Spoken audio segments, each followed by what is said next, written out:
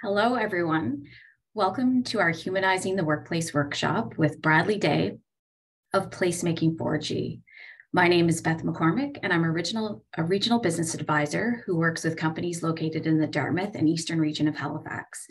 I'm one of 8 advisors located throughout Nova Scotia. We work with local companies to assist them with opportunities to grow their business, with a focus on growth through exporting, where our definition of exporting is simply selling products and services outside of Nova Scotia. Working with companies one-on-one, I learn more about what they do so I can proactively bring awareness to not only Invest Nova Scotia programs, but also help connect them to other business support services to assist them with hiring, digital adoption, applied research, training initiatives, and more. Where my role is regionally based, I have the privilege of working with companies from all sectors and sizes, and it is extremely rewarding to see Nova Scotian companies grow and thrive beyond the borders of our province. It's so great to see some familiar names with us at the next conference today, and I'm looking forward to meeting and working with those I have not yet had the opportunity to connect with. Please feel free to reach out to me directly to learn more about our programs and services that can help support your company's export growth. You can find my email address in the chat. And now for our workshop. I'm thrilled to introduce Bradley Day of Placemaking 4G, winner of the Halifax Chamber of Commerce Small Business of the Year Award. Bradley is a community leader, entrepreneur, professional athlete, and champion for social justice. He is proud of his deeply rooted family history in Nova Scotia and looks to serve his community in the same spirit as his grandfather, Delmore Buddy Day. We are so pleased to have Bradley with us to centering our thinking about valuing our relationships at work. Welcome, Bradley Day. Thank you so much, Beth. What a lovely introduction. And yeah, really excited to be a part of this conference, really excited to be a part of this day. Learn, unlearn, and relearn with you all. Yeah. So I'll start. I'm just going to share my screen here.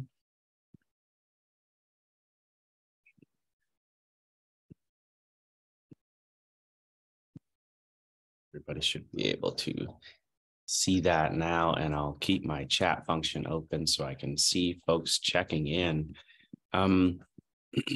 It seems a little odd to be talking about humanizing the workplace, as we are all humans, and humans that are in a lot of ways working from home. As you may or may not hear my dog eating and drinking in the background, he may make an appearance or cause a disruption at one point. So I just want to say that from the beginning, because I think there is a lot of things in which and system structures that have in a lot of ways been somewhat dehumanizing, and we've forgotten what it means to show up as our full selves in the workplace. And so these conversations are pertinent. They're important to center ourselves and make sure that we're having these honest conversations about how we truly can and will show up in the workplace. So I thought it was an important opportunity to have a focus on humanizing the workplace. And before we get too far into things, I want to make sure that we acknowledge the space and land in which we get to live and work and thrive. I am here in Mi'kma'ki and Kjipuktuk, and I want to say that there are other unique populations that live on these lands as well. My 7th great-grandfather, William Barton, came to Nova Scotia as a Black pioneer in 1789. So there was the Black pioneers, the Black loyalists, the Black refugees who also shared this land since before Canada's birth, and also the Acadian population as well. But we are here on Mi'kma'ki, the unceded, unsurrendered ancestral territory of the Mi'kmaq people. And I think it's important to actively think about your role as a settler and recognize that at the very least. And have a dear friend Brady Paul, who is an Indigenous man from a First Nation in New Brunswick. He lives and works and thrives here in Mi'kma'ki, here in Halifax. And I remember the first time I met Brady, he was doing a presentation and he opened up by saying that he was a settler here in Mi'kma'ki because he was from a First Nation in New Brunswick. And if this is an Indigenous man who can acknowledge that simply by moving from one province to another, that he can recognize that he is a settler here in this land, then I think we can all recognize that we are settlers here on this land. So who are we? In the wonderful introduction, mentioned that we were at the Chamber of Commerce Business Awards, and this is the first time I'm using a picture from that awards. That's most of our team in the background there, and myself and Matt, the co-founders, just missing our third co-founder there, Lauren, as well. But we started Placemaking 4G about this would be year six. And we started with the energy and passion to do something about attraction and retention in Atlantic Canada. There was this notion and narrative that these are the have-not provinces. There was this, it was around the time the Ivany report had come out and laid out these 17 goals. And a big part of that was attraction and retention. How are we going to keep the students that come in through all of these educational institutions? And we thought about who's responsible for this, who's actually doing the work, who's going to make sure that we're creating these sticky places. And that's where this notion of placemaking came into play. Placemaking, as probably many of you know, is more of a urban development term, where when we look at how we're designing places, anybody who's been near the Cogswell Exchange right now knows that there's a big placemaking project going on there. And when we think about that space, how do humans interact with it? How do they feel when they enter that space? Do they feel a sense of belonging? Do they feel as if they really can thrive, that's a sticky place that they want to come back to? And so we took this notion of placemaking and applied it to the workplace. And how can we create an environment where the people we're bringing in feel a sense of belonging? They feel like they want to be there. They feel like these are sticky places to be. And as we've grown, as we've done a lot more of this work in recruiting, one of the things that we've realized is there's also a lot of education that needs to take place as there's this major shift happening in the workplace. And we want to make sure that employers are prepared for that, that they're creating safer spaces for people to live and thrive and work. And our purpose has shifted to equitable access to prosperity. So we've gone beyond now just doing sort of the recruiting side of things, but we're now shifting into a lot more consulting, a lot more culture building, a lot more education, a lot more strategy work, and supported by this incredible, amazing team, as you can see in the photograph. I will say we probably have a bit of a beauty bias because look at those faces. I mean, this team is absolutely just stunning. I want to take a moment.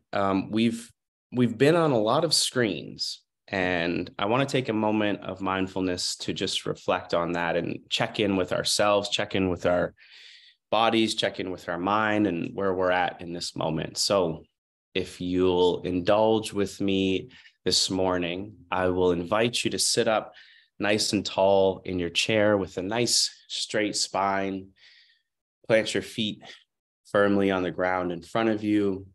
I like to put my hands on my thighs or my knees and just allow yourself to become heavy in your chair. Feel that connection to the earth through the bottom of your feet. Feel that connection to your chair through the base of your spine, and get you to roll your shoulders up, back, and down. You can gently close your eyes if you haven't already.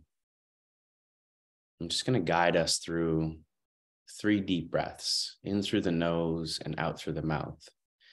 So we'll start with a deep breath in through the nose, fill all the way up, and release out through the mouth, sigh it out. Again, deep breath in through the nose, fill all the way up, and release out through the mouth. One last time, deep breath in through the nose, fill all the way up, and release.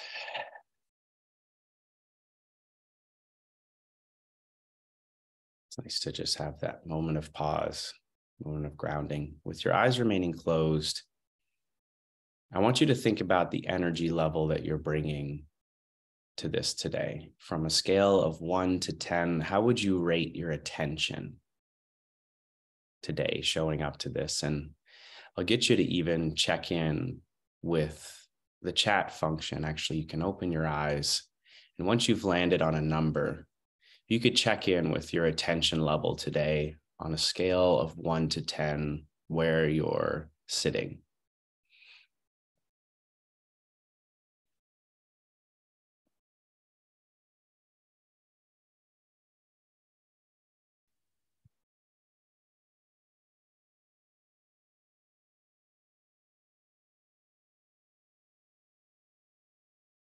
See a 5, see a 6.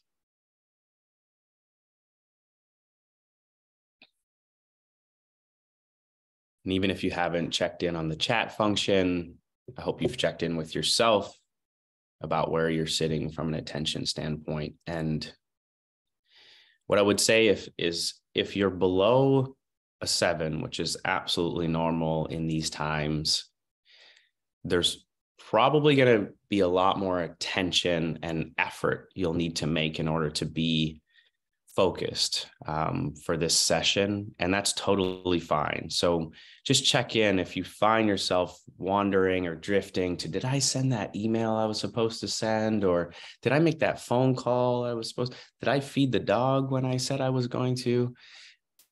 Gently pull yourself back to the presentation and remind yourself that that's totally okay. So what are we going to be talking about today? What are our learning outcomes? I hope that people will leave having the opportunity to reflect on your privilege. I hope that you'll be able to leave knowing a little bit more about the current workforce and how it's shifting and what you can do to meet the evolving human needs within the workforce. And I hope you'll develop some confidence in navigating some difficult conversations. So I had a really, really interesting interview with a candidate at one point. Her name is Sharon Ashimwe, and she is now the executive director of the McPhee Center.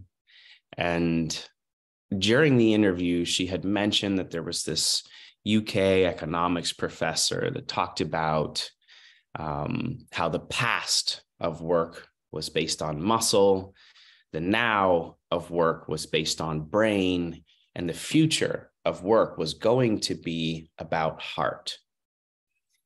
And her interest in this opportunity and working in that environment, she had this realization that why she was attracted to this opportunity was because that organization focused on heart, focused on values.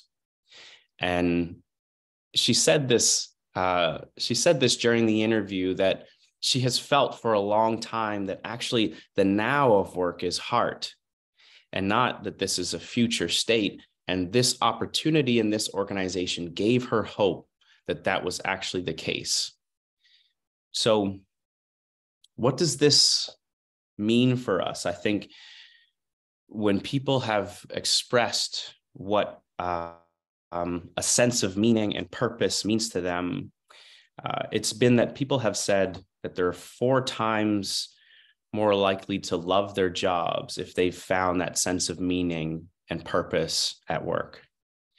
So we don't feel anymore as if this is a future state. We often like to talk about what's the future going to be? Where are we going?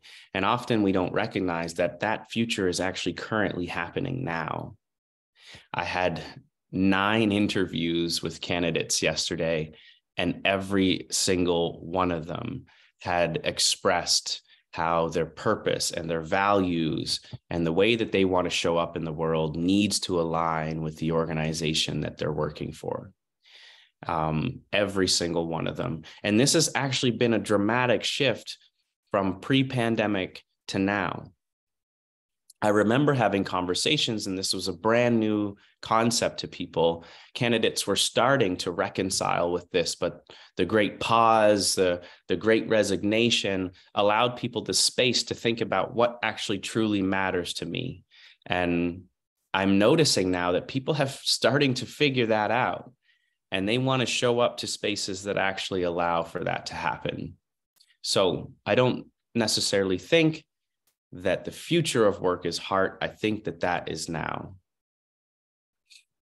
I want to lay some context for what we're actually going to be able to talk about today. Oftentimes you come into a workshop or presentation and you think, okay, I may have some practical tools. I may have, some new policies and things like that may come out of this. Today, in the limited time we have and space we have, we're probably really only going to scratch the surface of the interpersonal and the internalized or individual levels of impact. And now this can be built upon and expand out to your community. It can expand out to your systems and your policies.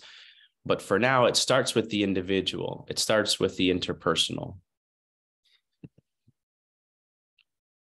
So what are some of the ways in which you can make pretty minor shifts to create pretty major changes within your organization?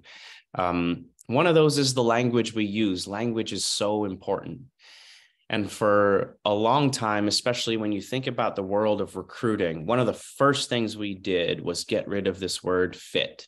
How many times have you heard a recruiter, an HR person, a hiring manager, a candidate say the word fit? I think we've all had an experience with that at some point in our lives. And I would love to hear from people and what we might think is the opposite of fit. And you can use the chat function. I would love to hear from people and what they think the opposite of fit is.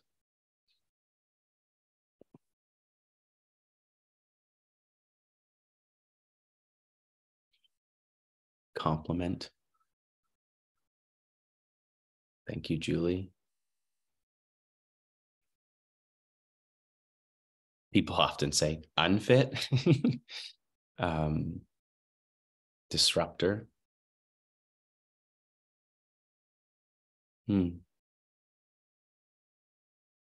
Anybody else?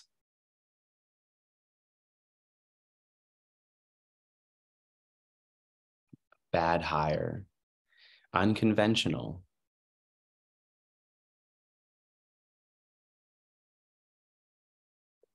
Fresh perspective. I'm loving these. Thank you. Flexible. We're getting somewhere with this. So it may be a surprise. It may not. The opposite of fit is belonging. And what I mean by that is I think everybody on this call can resonate with an experience in their lives where they've entered a space, entered an opportunity, entered a conversation where you felt that you've had to change something about yourself in order to fit in. And I'll give you an example. When I left my home community, I grew up in the north end of Halifax, which was a small Black community adjacent to kind of a public housing community. And we had a very particular vernacular in which we spoke with. And I remember this is, the first time leaving my parents' house. I go to university. There is absolutely nobody from my community.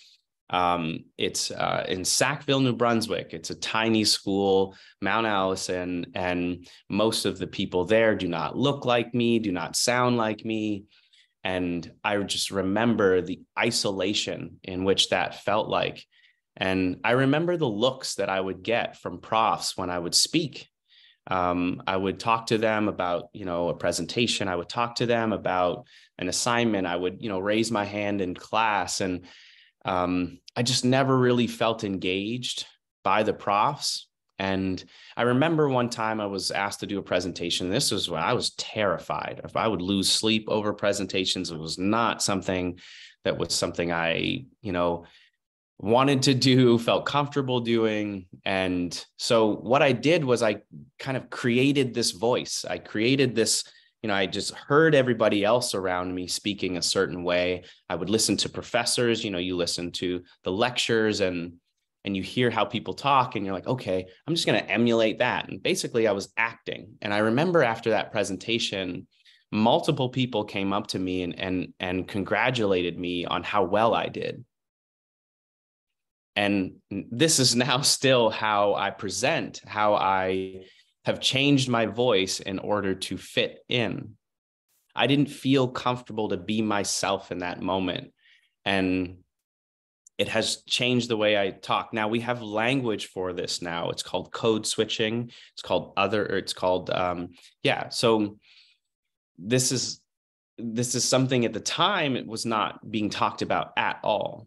People weren't talking about covering. They weren't talking about code switching. And I think we've all had these experiences in our lives where we've had to change something about ourselves in order to feel more palatable.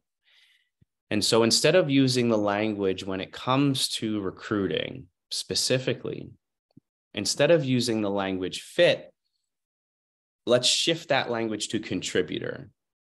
How does somebody's differences, how does somebody's cultural background, how does somebody's lived experience, how does somebody's ethnicity, how does somebody's the differences that they have in opinions, in lived experience, and how they identify actually bring a contribution to our space.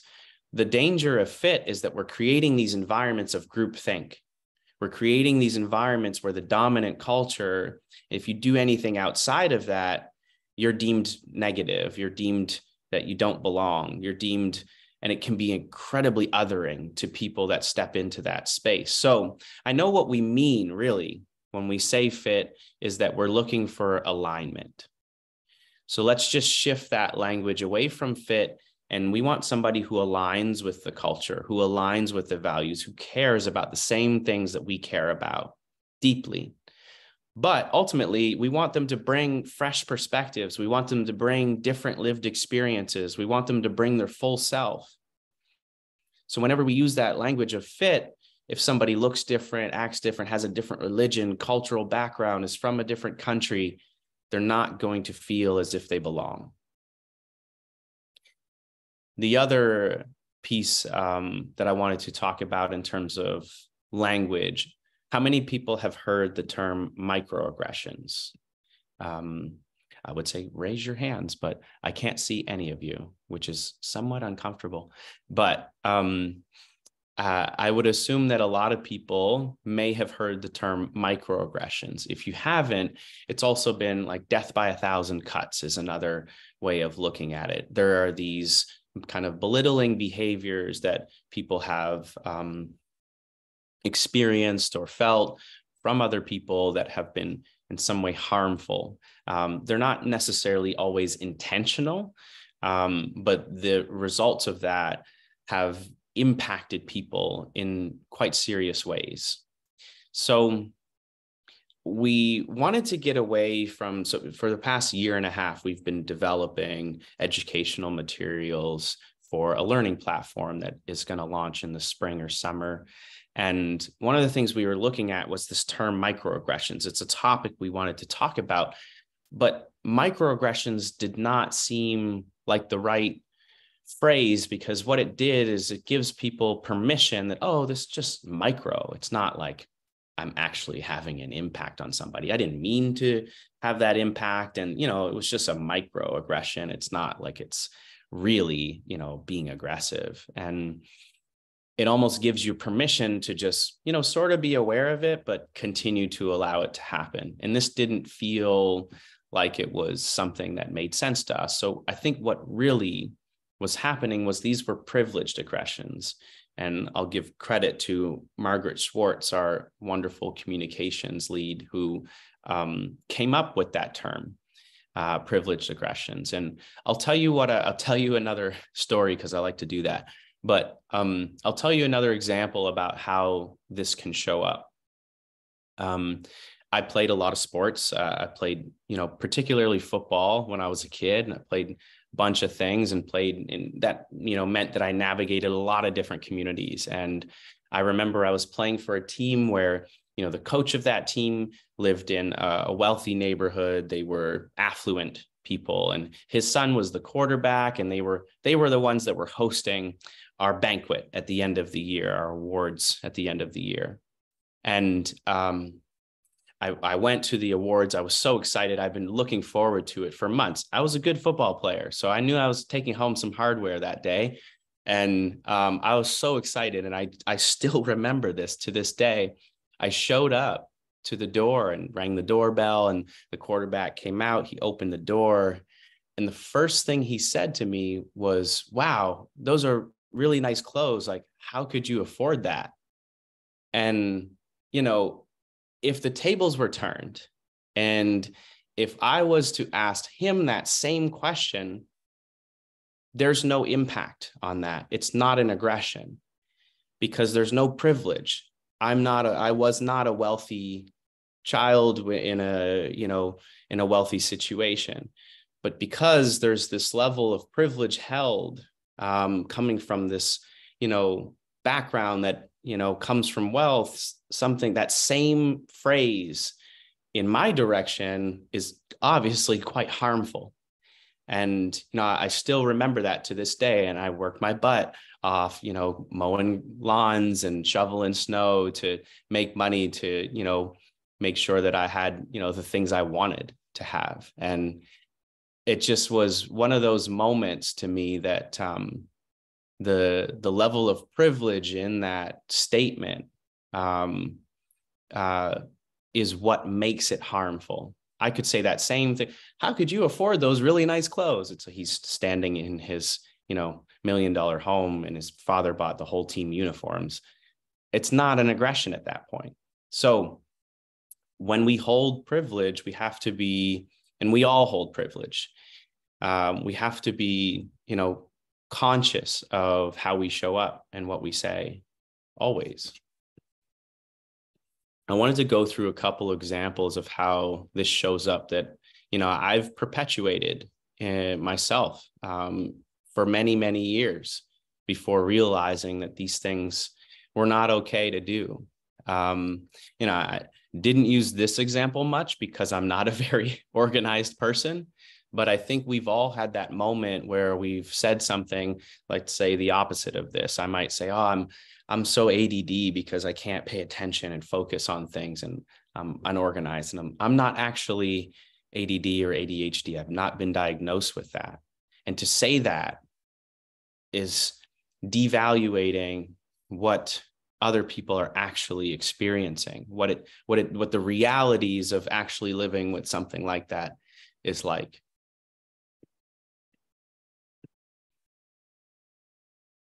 This one also is, you can see how would be quite harmful. You have a mental illness, but you seem so normal. I think, we can point to a lot of things that are wrong with this. First of all, you're making this grand assumption that being normal is the dominant culture, and that if you're outside of that dominant culture, you're somehow not normal. And so, there's a lot of harm in that. And I think it also assumes that you can't do the things that everybody else can do. And there's just so much of a damaging narrative that, can have a real impact on people.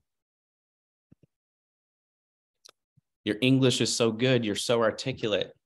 And I can I can resonate with this in terms of when I started to do presentations, and people coming up to me after that presentation in university and saying, wow, like that was really good, and being surprised that I could form words. I remember this actually from when we first started P4G. I ended up on a panel discussion. And after the panel discussion was over, I had somebody who I'd known for a few years at this point, who was a leader in the organization that I was working closely with, who came up to me and said, wow, I had no idea that you could speak like that. Like, that was so impressive. Like, you really surprised me. I'm shocked that you could do that. And that sat with me for a while. It's like, why was he so shocked? And my business partner was up there too, who is a white male from Montreal, and he was up there, and he was like, "Oh yeah, Matt, great job." And I think, why didn't he say that to Matt, and he said it to me? And so, there's these times in which these small things that we do can really have an impact on people's lives. When I see you, I don't see color. There, when I look at my shirt is green, this one is pink. I think we all see color. So first of all, it's just not a true thing. And I don't think that this is something that people are saying very often anymore. But the point is that a lot of people have had this narrative of kind of being colorblind. And I don't even like to use that term, but there's a lot of harm in what this is, because there's a lot of realities of what it means to show up as a person of color. And what you're doing is you're telling people that I don't really care about, the things that you've had to go through, or the beauty in the experience of, what it means to be a melanated person. And so you're basically saying, you don't exist to me, and I don't see you at all. So sometimes when these things happen, how do we talk about them?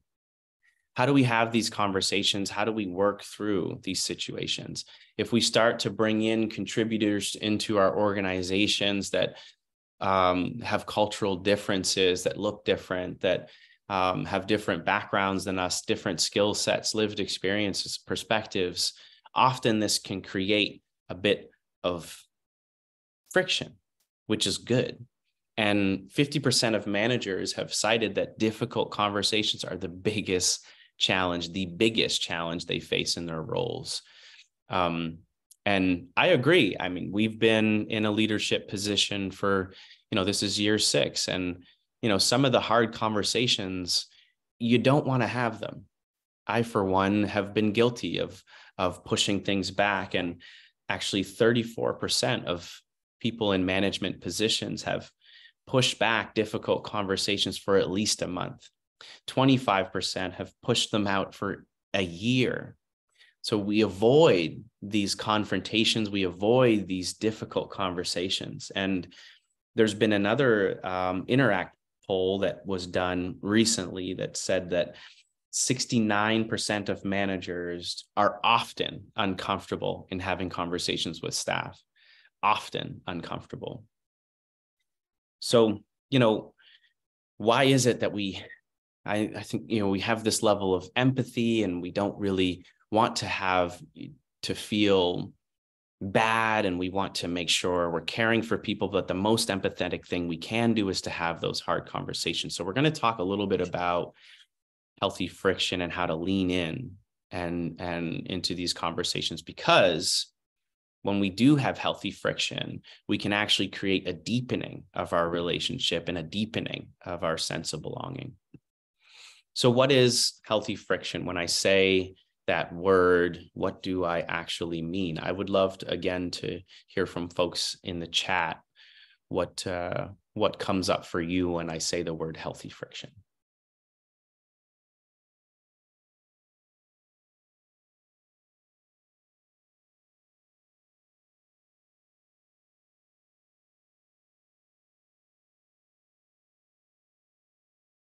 give you a second to think about that as I get some water here.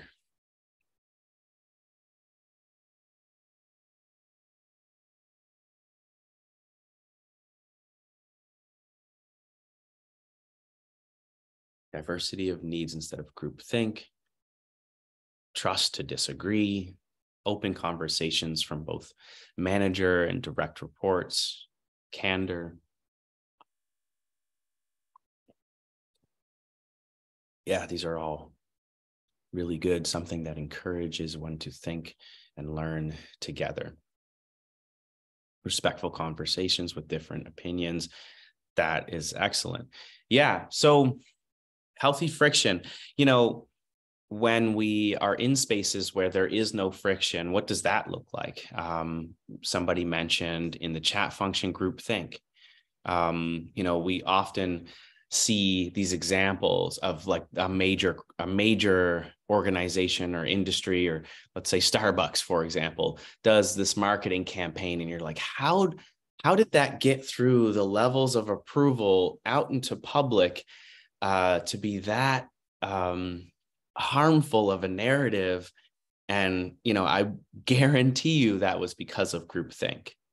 I guarantee you that there was not a lot of friction, and that just moved along without any hard conversations. It got passed through. It's like, yeah, let's do it. Okay, we got to do something for Black History Month. Let's put this out. And if we don't have these moments of friction, we can get into groupthink, pass things through, not really have the conversations that are needed to make whatever product, service, thing that we're putting out really thought through. And so friction is needed. It's when friction turns to tension versus traction. It's how we respond to friction that often cause it to turn to either tension or traction. And so how can we have these hard, chewy conversations that ultimately lead to better solutions? One way in which that we've started to implement, oftentimes when you have an idea you're working through, something you're working on together, you use logic to get to a solution. So the way that logic works is that you have, if this is true, then this is true. And if this is true, then this is true. And you kind of just build along in that way. But if you have an opposing way of doing something, then ultimately these two ideas, only one can survive. And it becomes this versus situation. And the thing about logic is it often becomes a net reductive approach. Only one of these can survive. So there's a couple things wrong with that. You lose every component of that other idea that was thrown out.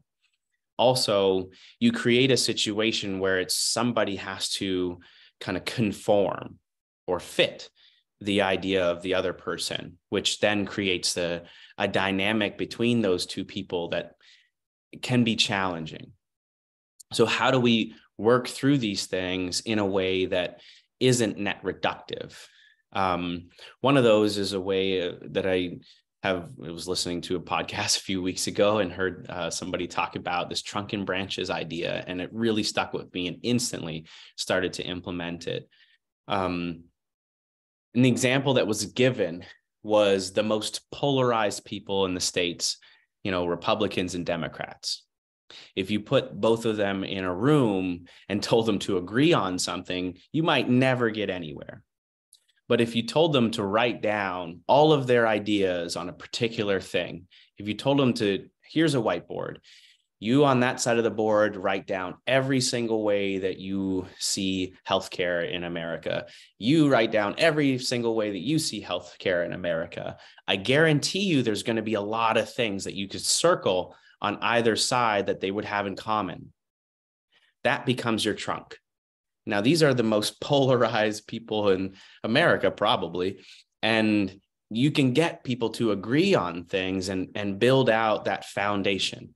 The branches is where you might go in different directions, where you might have conversations, but ultimately you're not creating this situation where it's a net reductive environment where you don't agree on anything. And so I've found that to be kind of a really nice way to be able to work through kind of challenging things that and this is either one-on-one or group activities. It's been a helpful tool in order to kind of work through these chunkier conversations. I wanted to also go through some examples of how to have these conversations. So one would be to share your process. Kind of like I talked about earlier, I used to say all the time that, I'm so ADD because I just can't focus on this thing. I'm not ADD. I should stop doing that. And when I said it, somebody actually gave me the feedback that it hurt their feelings. And so, I'd say, I noticed that I used to say that too, but then I learned I was harming people in doing that.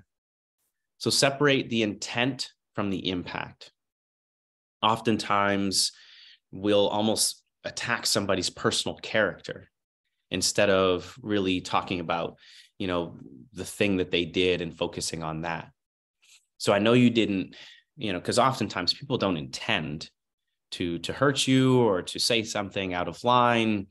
So, if something happens, it's like, I know you didn't intend this, but when you said this, I was hurt because of, and maybe a more effective way to approach that is this way. So ultimately you're not attacking the individual. You know that they did not intend to hurt you, but you were hurt by that comment. And maybe in the future you can provide them a different way to go about that. Find common ground. This is the kind of trunk and branches idea as well. It's, we don't agree on this, but we can agree on this. And appeal to somebody's personal values. Often my 3 stated values are reciprocity, community, and love. And I've had people come to me and say, hey, I know you're all about community. I know you're about community. I know you really care about your community. But when you did this, it didn't land well with people in community. And here's maybe the impact of that. And that, that person knows that I care. And that's why they're approaching that conversation with me. And, I know that they're not trying to attack my intentions. I know that they're not trying to, call me out and embarrass me. I know that they really care and know my values and want me to act in a way that is in alignment with those values. So one of the ways that we have been conditioned to create, in some ways, some harder, make things a little harder than they need to be, is by constantly centering ourselves. And it's actually natural because there are studies that show, and I actually don't have my notes, so I would, quote the exact, professor that came up with this study. But I do know that for the first 2 years of our lives, so before the age of 2, we actually think that things only exist for as long as we're looking at them. As soon as something's gone, it doesn't even exist anymore. And so we've really created this, everything really revolves around me. It only exists if I'm looking at it. And some folks have actually kind of carried that through into their entire life. How many times have we been in a conversation, been in a circumstance, and looked at it from our perspective and not just listened to what somebody is sharing? I may not always be able to resonate with somebody else's experience, but that doesn't mean that they're not having that experience. We often center ourselves in conversations and look at it from our perspective instead of looking at it from their perspective. A good example of that is, oftentimes kids at birthday parties always think it's their birthday. And, some of these kids are 21 when they're actually 2. because they've been to so many birthday parties and they really think that they're the center of the universe. So it's been conditioned in us, and it's natural. And often, sometimes, centering is okay. We've all been on the plane where it's put your own mask on first. You need to take care of yourself in order to be able to show up for others. So in some ways, there are healthy centering and unhealthy centering. So what are some of those unhealthy kind of centering and ways that shows up? I mentioned that that I play sports, and I also coached football as well. Authoritarianism. So this is when your status or privilege kind of awards you with this societal power. I don't know if others have been involved in sports, but usually somebody with more coaching experience you would lean on in situations to be the kind of authority figure. Well, if anybody knows that the game of football and the concussion research that's come out in recent years, they don't teach tackling like they did when I was a kid versus how they teach tackling now. And my business partner, Matt, talks about this story. He went up north, out west, to an indigenous community to help out with a football program that was there. And he was there to coach, and he was there to, teach a tackling drill for the linebackers. And they roll out this giant donut. And he was like, what am I supposed to do with that? I've been playing football for 25 years and I've never seen that thing.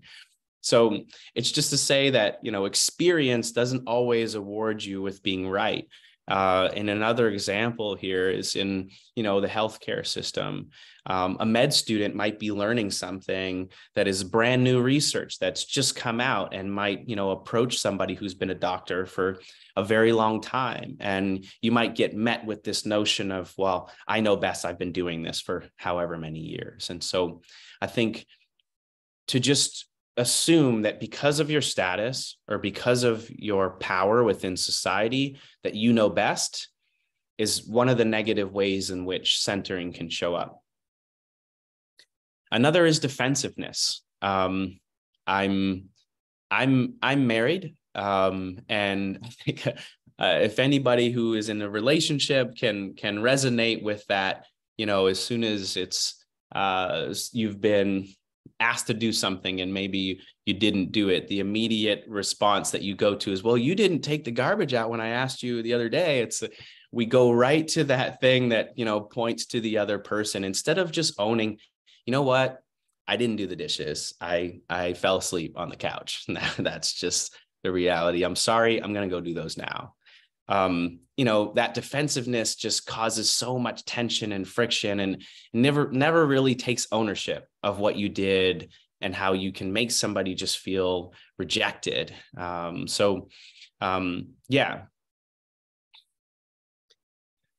This is a one that's happened a lot, and I'll tell a quick story about it. I'm looking at the time here. Where are we at? We have about 12 minutes, or no, maybe less than that. Somebody tell me if I'm going over time, but I'll tell a quick story. So I was at the bank with my mom. So I'm mixed race. My mom's white, my dad's black. And I was at the bank with my mom. I was a child. I was maybe 12 years old. And I used to, have a lot of fun with my mom and tease her, tickle her, or just be annoying little kid. And I remember she's at the bank machine. There's a bunch of people in it. This was when people actually went to bank machines and actually went into banks. And I'm there in line, and we're in line together. And I'm like, teasing her as she's trying to get some cash out. And this man comes over to us and he says, "Excuse me, ma'am, is this person bothering you? Do you need help?" And she looked at him and she said, "That's my son." And I remember telling this story to people, and I'm like 12 years old, and I'd never felt so othered in my life. It was such a bad experience. And I remember telling that story to some of my white friends, and they were like, "Well, maybe they thought you were trying to rob this. I'm like, I'm 12 years old. And they immediately denied or dismissed that it could have been racist for that person to assume that, I was a criminal and in there to kind of rob this lady who was trying to get cash out when there's like 20 people at the teller line and it's a bank full of people. So, it's really harmful to deny or dismiss people's experiences. What you can do is just say, I'm sorry. I'm sorry that happened to you. And, if there's anything I can do to support you in that, then I'm happy to. So it's been something that has come up a lot, and is a common one that we see quite often. This one is particularly, it's belittling or paternalizing. I think, we often make assumptions of what people need, based on what we perceive to be their capabilities. And oftentimes this can really belittle their abilities. People are in full control of what they can do. And the way that we can simply make this a little easier is just ask somebody if there's a way that you can support them, and create the environment where they can ask you, and create the environment that they will ask you when they need help. And if you're unsure if somebody is not asking for help, there's a simple way that this shows up, and try to help somebody with their groceries or just, take something. It's like they never asked for that. So just have the conversation, ask if there's a way that you can support. If they say no, trust in that they mean no. It's belittling if we just kind of jump right in and start, inserting ourselves in a situation. And recognize that what works for you doesn't work for everybody. I remember a candidate interview I was having, and one of the candidates said that, what I feel is a safe environment is not what everybody feels is a safe environment. It's for every single person to define what safety means for them. And so sometimes you have this in policy show up a lot, like assuming that everybody wants to work from home, when maybe people have kids or, things at home that can be distracting. So we create this policy before even including everybody in the conversation. And this actually doesn't work for most of the staff, but because the person creating the policy, it works for them, then, it can be quite harmful. So a couple things to just kind of quickly go through is to take and remind ourselves of in kind of decentering yourself, is to take issue with the idea and not the person, to honor the first voice. And what I mean by first voice is the person with the lived experience and having that experience. Ask prompting questions, embrace curiosity and not invasiveness. Question, why am I asking that? Am I asking that out of, my own curiosity for just reasons to be kind of invasive and intrusive in somebody's privacy? Or am I asking that open-ended question to allow somebody to share their experience? Respect the autonomy of others, and use the power of and instead of but. This has been such a powerful tool in my life when you have a different perspective as somebody, but both might be true. So, I think what you can do is just insert the word and instead of but. I think there's a lot of truth in what you said, and this is also another perspective. And that way people don't, take issue with what you have to say, because you're acknowledging that what they're saying is also true.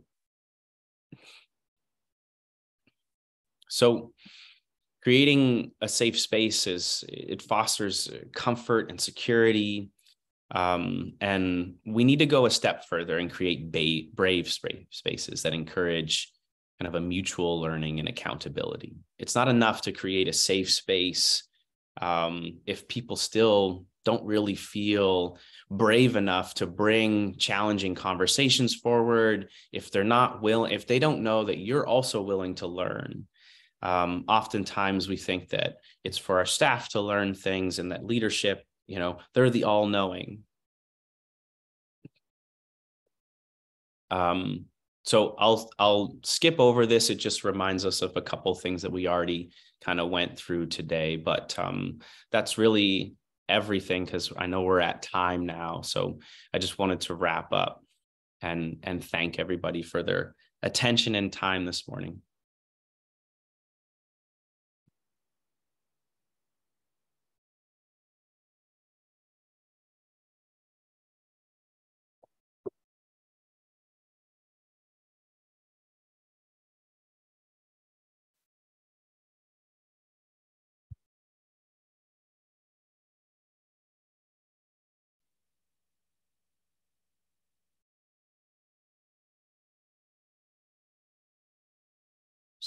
Maybe stop share here.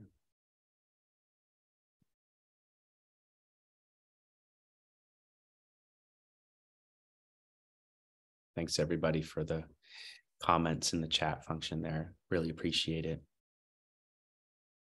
I should have left a little more time for questions and engagement, but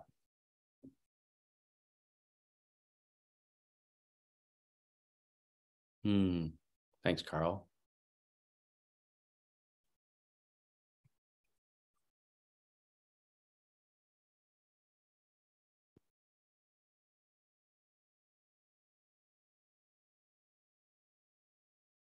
See, there's a raised hand.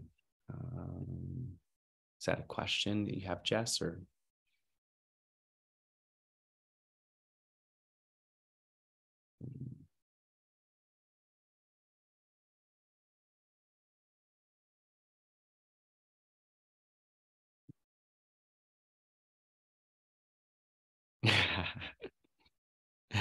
High five. Thanks, Jess.